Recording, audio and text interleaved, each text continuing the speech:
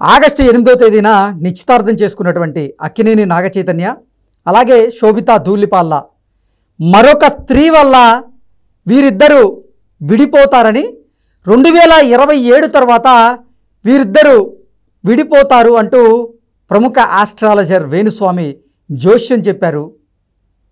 అయితే వారిద్దరూ కలిసి ఉండాలని కోరుకుంటున్నాను, నేను చెప్పినటువంటి జోష్యం తప్పవ్వాలి అంటూ నేనే కోరుకుంటున్నాను అంటూ వేణుస్వామి ఇటు నాగచైతన్య శోభిత నిశ్చితార్థం గురించి చెప్పినటువంటి నేపథ్యంలో అసలు నిజంగా నాగచైతన్య శోభిత విడిపోతారా? వేణుస్వామి చెప్పిన విధంగా వీరిద్దరి నిశ్చితార్థ ముహూర్తం బాలేదా? అలాగే వారిద్దరి జాతకాలు కూడా కలవలేదా? అసలు ఏం చూసి వేణుస్వామి వాళ్ళిద్దరూ విడిపోతారని చెప్తూ ఉన్నారు. గతంలో వేణుస్వామి చెప్పినవి కొన్ని జరిగినప్పటికీ చాలా మటుకు జరగనటువంటి నేపథ్యంలో ఈ చైతన్య అలాగే శోభిత గారి విషయంలో కూడా అలా జరగకూడదు, వారిద్దరూ కలిసి ఉండాలి అంటూ నెటిజన్లు వారి అభిప్రాయాన్ని వ్యక్తం చేస్తున్నటువంటి నేపథ్యంలో అసలు వారిద్దరి జాతకాలు ఎలా ఉన్నాయి అనేది మనం విశ్లేషణ చేసుకునేటువంటి ప్రయత్నం చేద్దాం. ప్రస్తుతం మనతో పాటు ఉన్నారు ప్రముఖ ఆధ్యాత్మికవేత్త, ప్రముఖ జ్యోతిష్య శాస్త్ర పండితులు మురళీకృష్ణ శర్మ గారు. వారితో మాట్లాడదాం. మురళి గారు నమస్తే అండి. నమస్కారం అండి. మురళి గారు ఎలా ఉన్నారు? బాగున్నాను. నిన్ననే అక్కినేని నాగచైతన్య అలాగే శోభితా ధూళిపాల్ల వీళ్ళిద్దరికీ నిశ్చితార్థం జరిగింది. అయితే వీరిద్దరూ 2027 తర్వాత మరో స్త్రీ వల్ల విడిపోతారు, వీరు కలిసి ఉండరు, వీరిద్దరి నిశ్చితార్థ ముహూర్తం బాలేదు, అలాగే వాళ్ళిద్దరి జాతకాలు కూడా కలవలేదు అంటూ ప్రముఖ ఆస్ట్రాలజర్ వేణుస్వామి గారు జోష్యం చెప్పారు. ఏంటి వేణుస్వామి గారి జోష్యం వీరిద్దరి విషయంలో నిజమయ్యే అవకాశం ఉందా అంటే ఏం చెప్తారు? వేణుస్వామి అనేటువంటి ఆయన గొప్ప ఆస్ట్రాలజర్ అండి. ఆయన గురించి చెప్పే ముందు ఒకసారి జ్యోతిష శాస్త్రం కొంచెం ఫ్లాష్ బ్యాక్లోకి వెళ్దాం. జ్యోతిష శాస్త్రం అనేటువంటిది ఒక చాలా గొప్ప శాస్త్రం.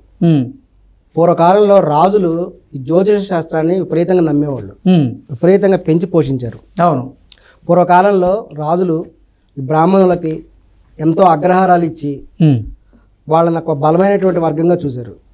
ఆ రోజుల్లో వాళ్ళకి ఆర్థికంగా ఎటువంటి ఇబ్బందులు కూడా ఉండేవి. ఆ దృష్ట్యా వాళ్ళు ఎవరిదైనా సరే జాతకం ఉన్నప్పుడు అది చూసి నిర్మోహమాటంగా అందులో ఉండేటువంటి ప్లస్ పాయింట్లు మైనస్ పాయింట్లు అన్నీ కూడా స్పష్టంగా చెప్పేవాళ్ళు.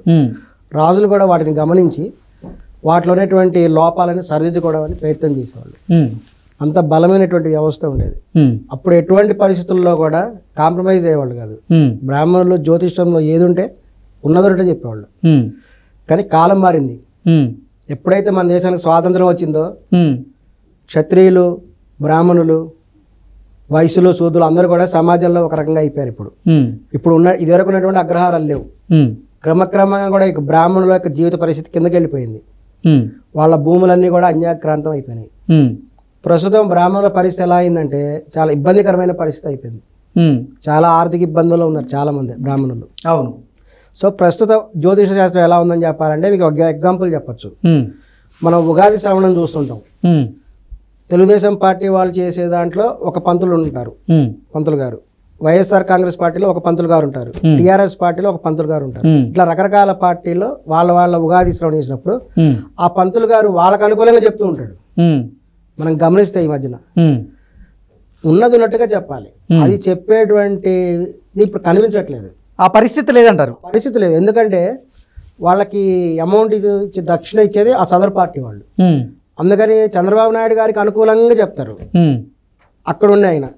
ఇంకో పార్టీలో ఉండేటువంటి ఆయన వాళ్ళకి అనుకూలంగా చెప్తున్నాడు. విచిత్రం ఏంటంటే ఈ రెండు వ్యతిరేకంగా ఉంటాయి. మరి పంచాంగం అనేటువంటి ఒక స్టాండర్డ్, అది అదొక స్థిరమైనటువంటిది.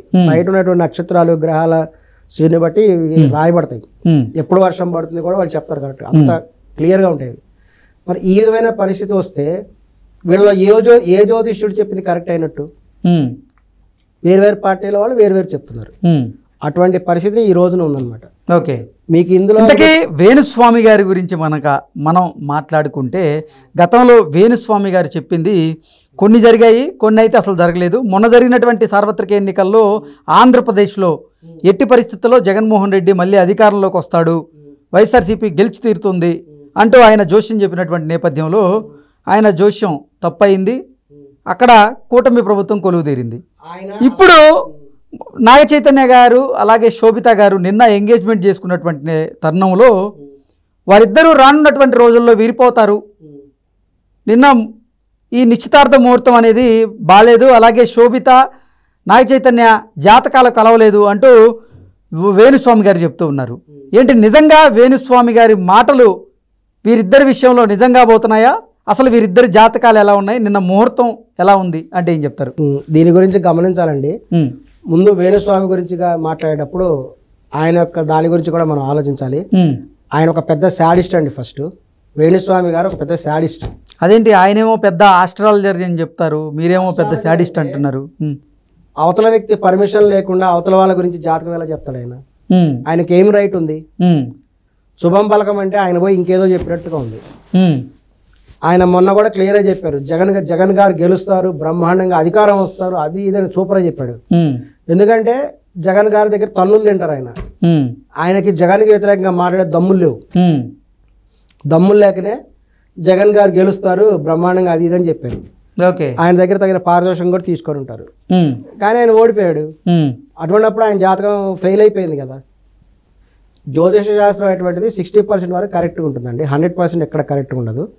60% వరకు జరుగుతుంది. ఒక 40% మటుకు వీళ్ళు కొన్ని మార్పులు. అంటే జ్యోతిష శాస్త్రంలో గోచారం గ్రహచారం రెండు ఉంటాయి, రెండింటిని బట్టి చెప్తారు. నిన్న ఆయన మాత్రం నిశ్చితార్థ ముహూర్తాన్ని బట్టి ఆయన ఈ ఎనాలిసిస్ చేయడం జరిగింది. వీరిద్దరు విడిపోతారు, మరో స్త్రీ వీళ్ళిద్దరి మధ్య రాబోతోంది, 2027 తర్వాత వీరు విడిపోయే అవకాశం ఉంది, వీరిద్దరి జాతకాలు కలవలేదు అన్నట్టుగా ఆయన విశ్లేషణ అందించారు. ఆయన ఎందుకు చెప్తున్నాడంటే ఆయన జాతకం ప్రకారము ఆయనకు త్వరలో విడాకులు అవ్వబోతున్నాయి. ఎవరికి? వేణుస్వామి గారికి. ఆ విషయం ఆయనకు కూడా తెలుసు. నాగ చైతన్య శోభిత విడిపోబోతున్నారంటూ ఇక్కడ వేణుస్వామి చెబుతూ ఉంటే రానున్న రోజుల్లో వేణుస్వామి తన భార్యకి విడాకులు ఇవ్వబోతున్నారంటూ మీరు చెప్తున్నారు. అవునండి, ఇదేంటి? కంపల్సరీ వేణుస్వామి గారికి తెలుసు ఆయనకి ఆయన భార్యకి త్వరలో విడాకులు అవుతాయి. ఆయనకు పెళ్ళప్పుడు ఆ విషయం తెలుసు. తెలిసే అమ్మాయిని పెళ్లి చేసుకున్నాడు. ఓకే.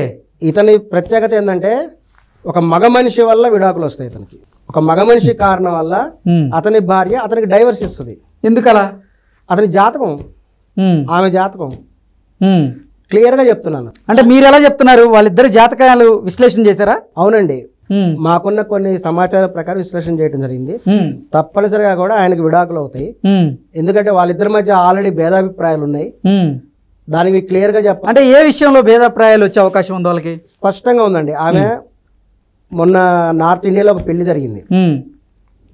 రిలయన్స్ అంబానీ గారు బ్రహ్మాండానికి పెళ్లి చేశారు. వాస్తవానికి ఆ ముహూర్తం మంచిది కాదని మన సౌత్ ఇండియాలో కల్చర్ ఉంది. మన దాంట్లో శూన్యమాసం అది. మన సౌత్ ఇండియాలో ఎక్కడ పెళ్లి చేయరు. కానీ అదే సందర్భంలో 5,000 కోట్లు ఖర్చు పెట్టి వాళ్ళు అంబానీ గారు పెళ్లి చేశారు వాళ్ళ అబ్బాయికి. ఆ పెళ్లికి ప్రభాస్ గారు వెళ్ళాల. ఎందుకంటే మన సౌత్ ఇండియాలో అది మంచి ముహూర్తం కాదు. నార్త్ ఇండియా కల్చర్ ప్రకారం ప్లస్ వాళ్ళ నక్షత్రాల ప్రకారం వాళ్ళకి మంచి ముహూర్తం అయి ఉండొచ్చు. కానీ దక్షిణ భారత సంప్రదాయం ప్రకారం మంచి ముహూర్తం కాదు. అందుకనే కొందరు హీరోలు వెళ్ళలేదు. జూనియర్ ఎన్టీఆర్ గారు కూడా వెళ్ళలేదు, ప్రభాస్ గారు కూడా వెళ్ళలేదు. ఇక్కడ మన ఈయన విషయానికి వస్తే, వేణుస్వామి గారి గురించి వస్తే ఆయనకు కూడా తెలుసు ఆ విషయం. కానీ వేణుస్వామి గారి భార్య వాళ్ళ పెళ్లికి వెళ్ళింది. అక్కడికి వెళ్ళి ఆమె తన వీణ ప్రదర్శన ఇచ్చి వచ్చింది. అవును, ఆమెకి అతను చెప్పాడు వెళ్ళొద్దని, ఇది మంచి ముహూర్తం కాదు మనం వెళ్ళకూడదు అని చెప్తే ఆమె వినకుండా వెళ్ళింది. ఓకే. అంటే వేణుస్వామి భార్యకి వేణుస్వామి అక్కడికి వెళ్ళొద్దు అని చెప్పినప్పటికీ వేణుస్వామి మాట కాదని వీణవాణి గారు అక్కడికి వెళ్ళడం జరిగింది. అదే వారిద్దరి మధ్య భేదాభిప్రాయాలకు కారణం అంటారా? అది ఒక కారణం. ఓకే. తప్పనిసరిగా ఆమె స్వచ్ఛమైన బ్రాహ్మణ కులానికి చెందినటువంటి వారు. కానీ వేణుస్వామి గారు చేసేటువంటివి వామాచారాలు. వామాచారాలు అనేటువంటివి అందరికీ అవ్వవు. దక్షిణాచారం వేరు, వామాచారం వేరు. వామాచారం ఆయన చేసేటువంటి పూజల ద్వారా ఆ పూజలు చేసే వాళ్ళలో ఎక్కువ మందికి కూడా భార్యతో పొసగదు. తప్పనిసరిగా భార్యకి వాళ్ళు విడిపోవాల్సి వస్తుంది. అట్లా చాలా మందికి అయినాయి. మీరు వాళ్ళిద్దరూ విడిపోతారని అసలు ఎలా చెప్తున్నారు? అంటే వారు వామాచార పద్ధతిలో పూజలు నిర్వహిస్తారని విడిపోతారని చెప్తున్నారా, లేదంటే అసలు వాళ్ళ జాతక విశ్లేషణ చూసి చేసి మీరు వేణుస్వామి ఆయన భార్య విడిపోబోతున్నారు అని చెప్తున్నారా? వారిద్దరి గురించి కూడా అనేక విశ్లేషణ చేయడం జరిగిందండి. అనేక రకాలుగా విశ్లేషణ చేసాం. చేసిన దాని బేస్ మీదే చెప్తున్నాను. వేణుస్వామి గారికి అతని భార్యకి ఖచ్చితంగా విడాకులు అవుతాయి. అది కూడా ఒక మగ మనిషి ద్వారా అవుతాయి. మగ మనిషి కారణం వల్ల వేణుస్వామి గారి భార్య వేణుస్వామికి విడాకులు ఇస్తుంది. ఓకే, అది భవిష్యత్తులో జరగబోతుంది, గ్యారంటీ. అది రాసి పెట్టుకోండి, తప్పనిసరిగా. అది వేణుస్వామి గారికి కూడా తెలుసు. ఆయన మరి తెలిసి ఎందుకు పెళ్లి చేసుకున్నారు?